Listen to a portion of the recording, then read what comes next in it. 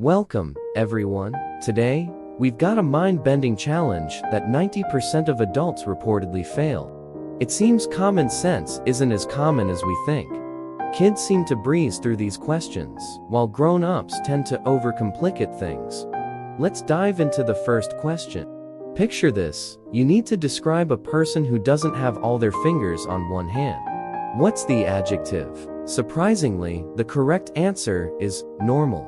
If you're like me, with all 10 fingers divided between 2 hands, you might find that a bit unexpected. Moving on to geography. If a plane crashes right on the border between Canada and the United States, where should they bury the survivors? Now, this might sound like a tricky international aviation puzzle, but the answer is surprisingly simple. They don't bury the survivors. The question itself is a playful twist to keep us on our toes. Now, let's step into a pitch-black room. Inside, you find an oil lamp, a newspaper, and some kindling wood.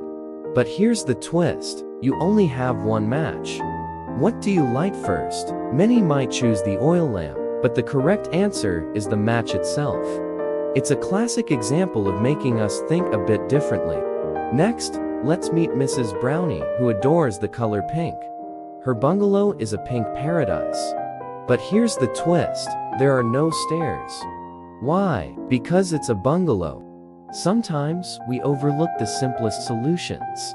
Now, imagine a man caught in pouring rain, with no umbrella, hat, or anything else. Yet, not a single hair on his head gets wet. How is that possible? The answer is straightforward: he's bald.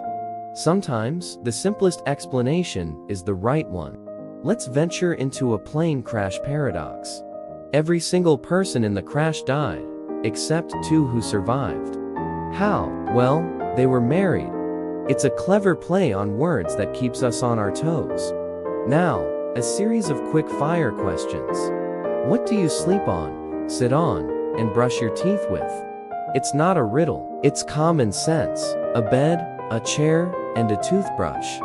No need to overcomplicate things. In some months, there are 31 days, in others 30. But how many months have 28 days? It might seem like a trick question, but the answer is all 12 months. They all have at least 28 days. A reminder not to underestimate the obvious. A man dressed all in black is walking in the middle of the road. A black car with its headlights off comes around the corner, but stops in time. How did the driver see the man? Well, it's daytime, making it hard to miss someone dressed entirely in black. Now, a burning house with 3 highly important rooms. One with secret documents, one with money, and one with expensive jewelry. Which room do the police try to extinguish first? None. The police don't put out fires. That's the firefighter's job. Here's a quirky one: the biggest problem with snow boots. Think about it. Snow boots made of snow would indeed melt as soon as you take them home, or when spring arrives. It's a playful twist on the concept of snow boots. Now, let's tackle the giraffe and the elephant. How do you put a giraffe in a refrigerator? Open the door, put the giraffe inside, and close the door. It's a simple question to see if we tend to overcomplicate things. Now, how about an elephant? Take the frozen giraffe out, put the elephant in, and close the door. It's a fun way to test our ability to consider consequences. Finally, Noah's Ark and a missing animal. Noah invites all the world's animals aboard, but one doesn't join. Which one? It's the elephant, still in the fridge from the previous question. If you got this one right, your memory is razor sharp. And to wrap it up, a wilderness scenario.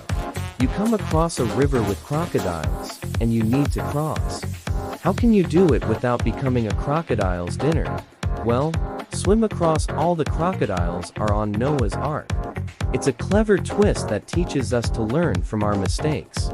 That concludes our common sense test. If any of these questions left you scratching your head, or if you aced them all, let us know in the comments below.